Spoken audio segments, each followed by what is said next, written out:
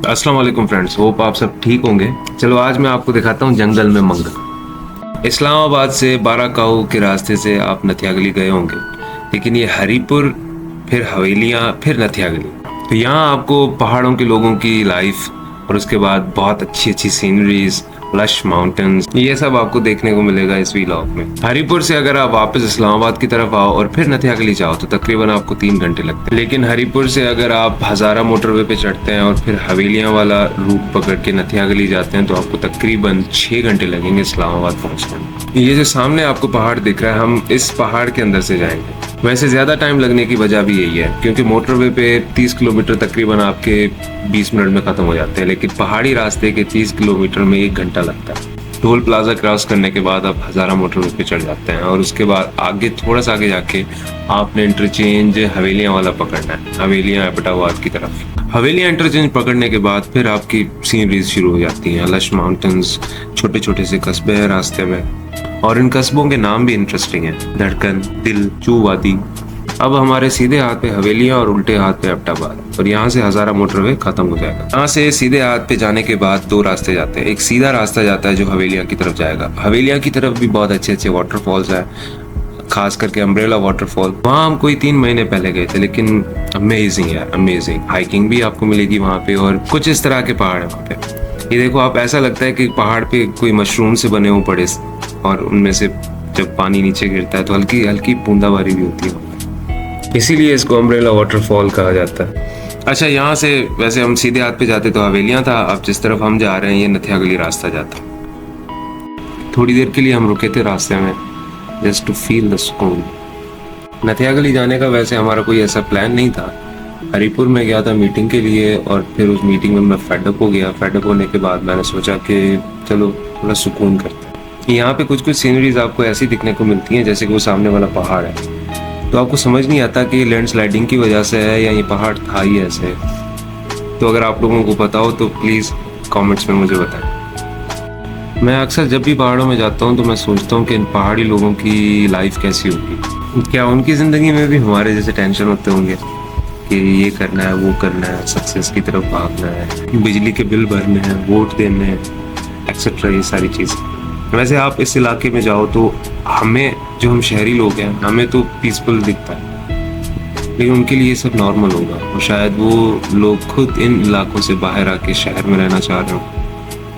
वैसे अप्रैल में मैं जब बाबूसर टॉप गया था तो वहाँ पे रास्ते में मैंने कुछ गाँव के लोगों से पूछा था कि आप लोग यहाँ कैसे रहते हो, पंचायत कैसे होती है, सरबराह कौन होता है। तो उनमें से एक ने मुझे बताया था, जो बल्कि हमारा जीप का ड्राइवर था, जो सैफुल मलूक लेके जा रहा था हमें। तो उसने बताया कि यहाँ हमारे पास एक सरबराह होता है, जो मतलब कस्बे का, गांव का एक सरबराह। कोई भी मसले मसाइल हो उसके बाद आप चले जाओ। अक्सर पहाड़ी लोगों की सेहत भी बहुत अच्छी होती है। ये सामने पहाड़ देख रहे हैं आप, ये तकरीबन आधे पौने घंटे में ये क्लाइंब कर लेंगे, लेकिन हम कभी नहीं कर पाएंगे। मैं ऐसा हरगिज़ नहीं कह रहा कि सारे शहरी नहीं कर पाएंगे। अक्सर कुछ लोग हैं जिनकी प्रैक्टिस होती है हाइकिंग की एक्सेट्रा, लेकिन मैं तो नहीं कर पाऊँगा। वैसे हरीपुर की भी एक हिस्ट्री है। सिख रिलीजन के जनरल हुआ करते थे हरी सिख नलवा, उनके नाम पे है हरीपुर। हजारा कबीले का हेडक्वार्टर हुआ करता था हरीपुर, जब तक फिर अंग्रेज आए 1848 में। 1848 में अंग्रेजों को बहुत टफ टाइम दिया था हरीपुर के लोगों ने, और वो भी सिर्फ इन्हीं माउंटेन्स की वजह से। मिलिट्री डिफेंस के मामले में माउंटेन्स जो है ना, वो बहुत ज्यादा मायना रखते हैं। हमारे मुल्क के 2 इम्पोर्टेंट डैम जो है वो भी हरीपुर में, तरबिला एंड खानपुर। यहाँ पे एक छोटा सा कस्बा है, उसको कहते हैं धड़कन, और इसका नाम लोगों ने इसलिए धड़कन रखा है, वो कहते हैं कि यहाँ आके हिस्ट्री में कुछ लोग ऐसे थे कि यहाँ आके उनकी धड़कनें बंद हो जाती थी। वैसे मैंने भी उससे सवाल किया था कि कौन सी हिस्ट्री थी ऐसी जिसमें ये लिखा था, तो उसने कहा उसे भी नहीं पता, लेकिन अक्सर यहाँ आके कभी कभार मौसम अगर इससे भी ज़्यादा अच्छा हो तो धड़कन रोक देने वाली सीनरी होती है। अच्छा नाजरीन, वैसे हम पहुँच गए मरी रोड पे। हमारे सीधे हाथ पे मरी रोड है और वैसे असल जो जंगल में मंगल है ना, वो इसी रोड पे है। यहाँ से जंगल शुरू हो जाता है। अगर आपकी इमेजिनेशन पावर है मेरी जैसी, क्योंकि मैंने इमेजिन करके देखा था कि तकरीबन 400 साल पहले यहाँ पे सिर्फ जंगल हुआ करता था, कोई रोड नहीं, कुछ नहीं। और फिर अंग्रेजों ने ब्रिटिश राज के ज़माने में पिंडी से लेके मरी हिल स्टेशन तक रोड बनाया था, जो उनकी हेल्प करता था रिट्रीट करने में। वैसे मरी इस नाम की भी एक हिस्ट्री है। अहमदीज कम्युनिटी जो है वो बिलीव करती है कि Bibi Maryam, Mary, was buried in these mountains. और बीबी मरियम की आखिरी आरामगाह माई मरीदा आस्था, एक मज़ार है मरी में, वो समझते हैं कि वहीं पे है। और उसके अलावा मरी तो वैसे भी अपने खूबसूरत नज़ारे और प्लेजेंट वेदर की वजह से मशहूर है। हम कल गए थे 12 जुलाई और फ्राइडे के दिन, तो लॉन्ग वीकेंड था, इस वजह से रश भी बहुत था। इसी रास्ते में आगे आपको एक छोटा सा गांव मिलता है गलियात के नाम से, वहाँ पे एक एडवेंचर पार्क है, वो भी मशहूर है अच्छा खासा, नदी किनारे। वहाँ हम थोड़ा सा रुके थे, मैंने सोचा कि थोड़ा सा शूट कर लूँ आप लोगों को दिखाने के लिए। यहाँ से नथिया गली तकरीबन 24 किलोमीटर और दूर है, लेकिन ये 24 किलोमीटर आप कम नहीं समझना, ये भी ना करके भी 1 घंटे का रास्ता है। ये हरनो बाजार गुलियात का इलाका है, इससे थोड़ा सा नीचे वही अम्यूजमेंट पार्क है जो मैंने आपको ऊपर से दिखाया था।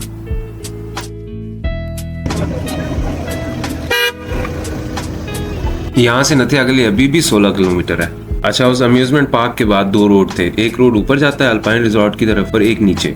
अल्पाइन रिजॉर्ट में सिर्फ फैमिलीज अलाउ हैं, तो इस वजह से हम जा नहीं पाए, तो हम नीचे जा रहे हैं। पूरे मरी रोड पे जगह जगह पे आप देख सकते होंगे कि फैमिलीज रुकी हुई होंगी, कोई बारबेक्यू कर रहा होगा, किसी ने कालीन बिछाए हुए होंगे, किसी ने कोई चाय बना रहे होंगे। तो it's a very good place to bring your family and spend time together. यहाँ से हमारी नथिया गली स्टार्ट हो जाती है। वैसे मैं समझता हूँ कि घूमने का मजा, असल मजा जो है ना, वो रास्ते हैं, खास करके नॉर्दर्न एरियाज।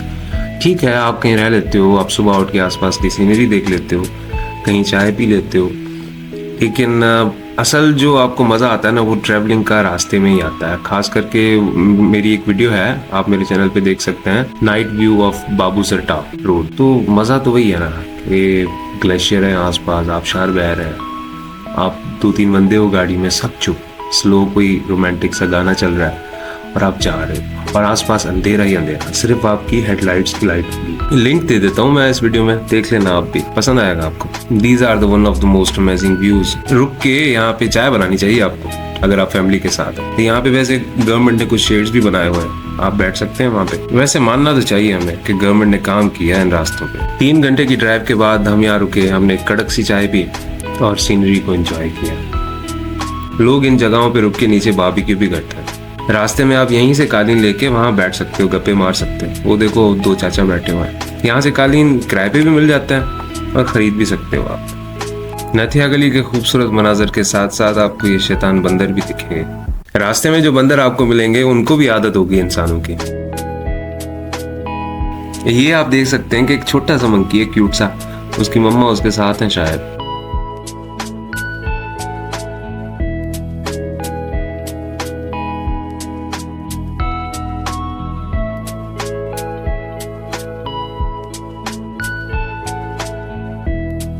वैसे चाहे इंसान हो या बंदर,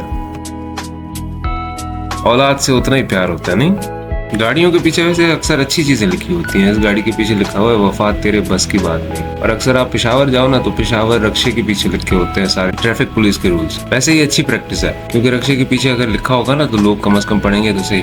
नथिया गली से जैसे आप गुजरते हो मरी की तरफ, हर जगह पे आपको अच्छे पॉइंट्स मिलेंगे। हालांकि मरी से नीचे उतरने के बाद भी, यहाँ से थोड़ा सा आगे जाने के बाद वो सामने फैमिलीज खड़ी हुई है, वहाँ पे भी हम रुके थे। और ये चाचा, इनके पास ईगल है, इनका मैंने एक फोटो निकाला था, बहुत प्यारा आया था, तो उसी को मैंने कवर रखा है इस वीडियो का।